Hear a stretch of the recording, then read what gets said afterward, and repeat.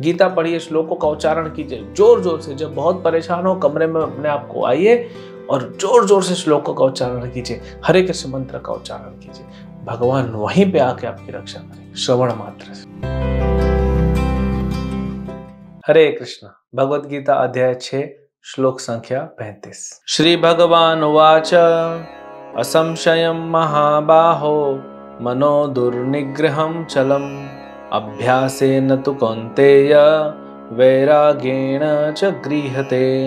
भगवान श्री कृष्ण ने कहा, हे महाबाहो कुंती पुत्र, निसंदेह चंचल मन को वश में करना अत्यंत कठिन है, किंतु उपयुक्त अभ्यास द्वारा तथा विरक्ति द्वारा ऐसा संभव है। तो भगवान का भाव देखिए, वो समझ रहे हैं ये भगवान की कृपा है। कई बार छोटा बच्चा अपनी माँ के पास जाता है, पिता के पास जाता है तकलीफ लेके, तो उसके माता पिता उसकी तकलीफ को समझते हैं। इसको एम्पैथी कहते हैं अंग्रेजी में, मतलब आपकी भावनाओं को समझ। हालांकि इस दुनिया में कोई किसी की भावनाओं को समझ नहीं सकता। कोई व्यक्ति दुख में है, आपको लगता है दुख में आप कुछ दे देते हो, मदद कर देते हो, आपको नहीं लगता आप नहीं करते हो। लेकिन अगर मदद कर भी रहे हो उसके दुख को समझ के, तो भी उसके दुख को पूरा समझ नहीं पाओ वो किस परिस्थिति में। अर्जुन के भाव को पूरी तरह समझते। भगवान की कृपा देखिए, भगवान बोल रहे हैं अर्जुन मैं समझ रहा हूं कि मन को वश में करना अत्यंत कठिन है। अर्जुन एक भौतिक संसार में फंसे हुए व्यक्ति की तरह बोल रहा है, और भगवान के हृदय में इतनी करुणा है कि कैसे इस व्यक्ति को बाहर निकलना चाहिए।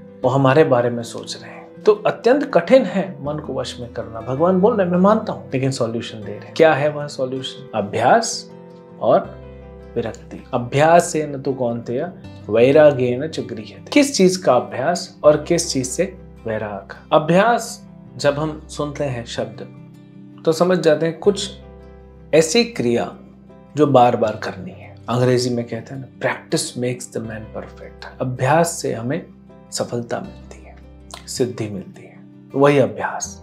लेकिन अभ्यास किस चीज का? तो पहले वो ज्ञान भी तो लेना पड़ेगा। अब शास्त्रों में अनेकानेक जगहों पे दिया हुआ है कि योगी पर्वत पे चला जाए, कैसे अभ्यास करे, अकेला रहे। अभी तो भगवान ने बताया ना गीता में, 11 नंबर श्लोक से चालू करते हैं बताना कैसा आसन होना चाहिए, अकेला बैठना चाहिए, मन को कैसे वश में करना चाहिए, बॉडी पोस्चर कैसा होना चाहिए, खाना पीना नहीं होगा।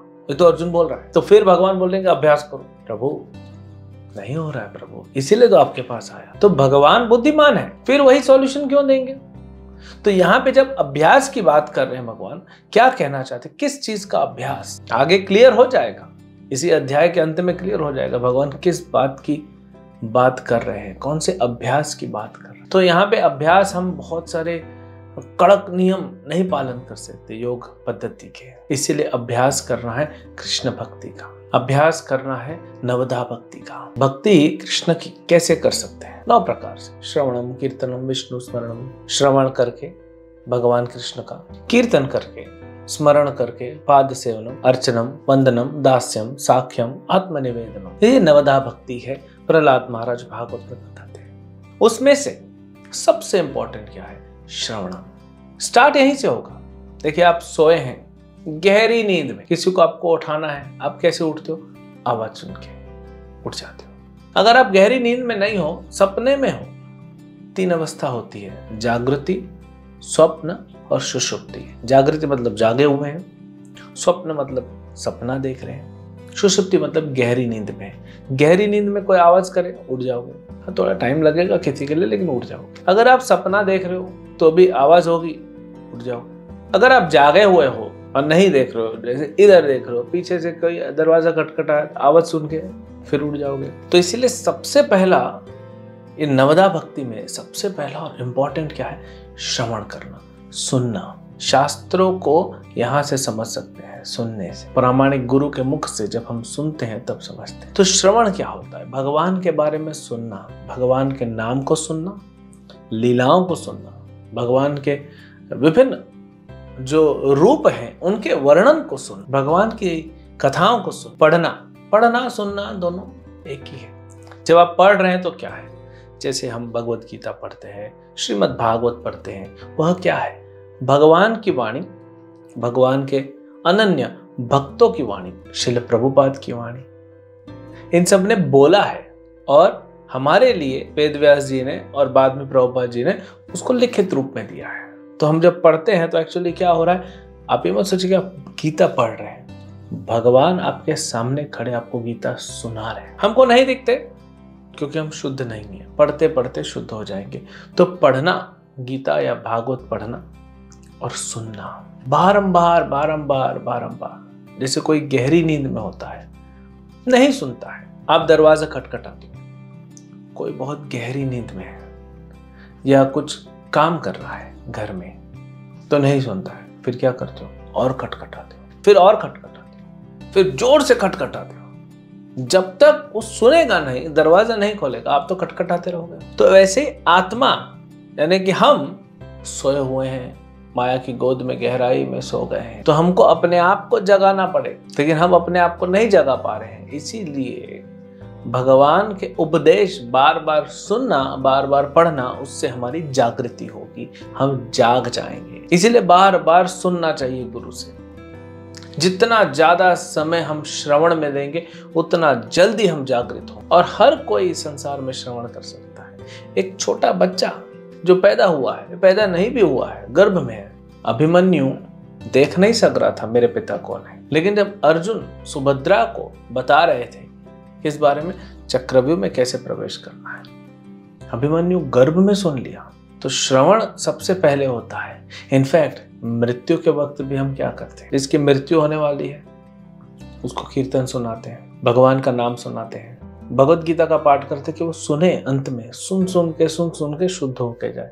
कहते हैं ना, बनारस में जाके जिसकी मृत्यु होती है, शिव जी वहां पे आते हैं और उसके कान में क्या बोलते हैं, राम राम, उसका उद्धार होता है। तो या मृत्यु हो भी जाती है तो कैसे हम बोलते हैं ना, राम नाम सत्य है, तो भगवान का ही नाम लेते हैं। तो इसीलिए ये भगवान का नाम, भगवान की कथाएं, ये जो है हर व्यक्ति सुन सकता है। आप कितने भी बिजी होंगे, ऑफिस के लिए ट्रैवल करते हैं, स्कूल के लिए ट्रैवल करते हैं, कॉलेज के लिए, लगा लीजिए। आजकल तो बहुत सारे तरीके हैं।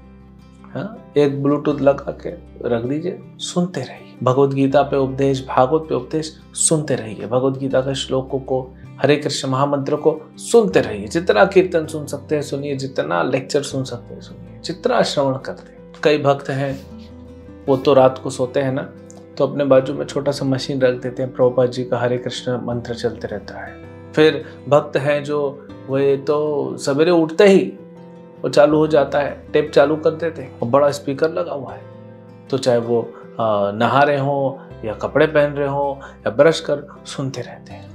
हमेशा सुनते रहना चाहिए। ये जो आजकल परेशानियां हो रही है ना, मानसिक बीमारियां, डिप्रेशन, लोनलीनेस, ये सब जो मानसिक तनाव और बीमारियां बढ़ रही हैं समाज में, मानसिक संतुलन बिगड़ रहा है। आप श्रवण कीजिए भगवत गीता के श्लोकों का, भगवत गीता के लेक्चर्स का। आप देखिए वो ट्रीटमेंट इतना पावरफुल है, क्योंकि साइकियाट्रिस्ट क्या करते, वो बात करके ही तो उसके अंदर जाता है ना, लेकिन उसकी वाणी तो भौतिक है। अगर हम प्रभुपाद जैसे शुद्ध भक्त एक महान वैष्णव की वाणी सुने, उनके मुख से सुने, और वो भी भगवान के श्लोक जो भगवान ने बोले हैं, तो कहाँ गहराई में जाके वो ट्रीटमेंट करेगा। फिर काय का मानसिक संतुलन बिगड़ा हुआ रहेगा, सब ठीक हो जाएगा। सारी मानसिक बीमारियां ठीक हो सकती है सिर्फ श्रवण से। तो अभ्यास किसका करना है, श्रवण का अभ्यास। जितना सुन सकते हैं, हरे कृष्ण महामंत्र आप जप कीजिए, सुनिए, गीता पढ़िए, श्लोकों का उच्चारण कीजिए जोर जोर से। जब बहुत परेशान हो, कमरे में अपने आप को आइए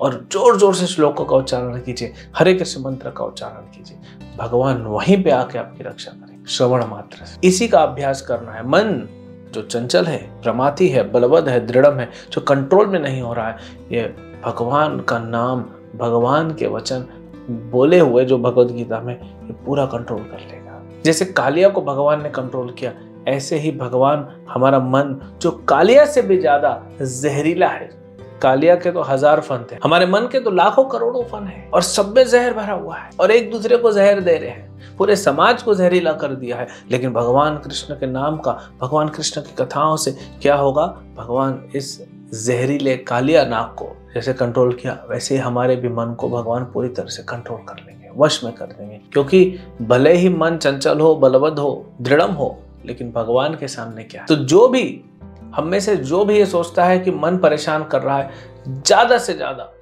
अब सुनिए हम क्या कर रहे हैं आजकल। हम ज़्यादा से ज़्यादा मूवीज सुनते हैं, बॉलीवुड हॉलीवुड के गाने सुनते हैं, हमेशा वीडियो देखते रहते हैं, कोई क्रिकेट कमेंट्री सुनते हैं, कुछ ना कुछ सुनते रहते हैं। सुनते सुनते सुनते परेशान हो जाते हैं। आप अपनी बीमारी को और बढ़ा रहे हो। जहरीले सांप को आप और दूध पिला रहे हो। उसको मारना है, दूध नहीं पिलाना है। इसीलिए सत्संग बोला गया है। ये भगवत गीता भागवत के उपदेश को सत्संग बोला गया। सत मतलब सत्य, सत्य का संग कीजिए, ये भाग जाएगा।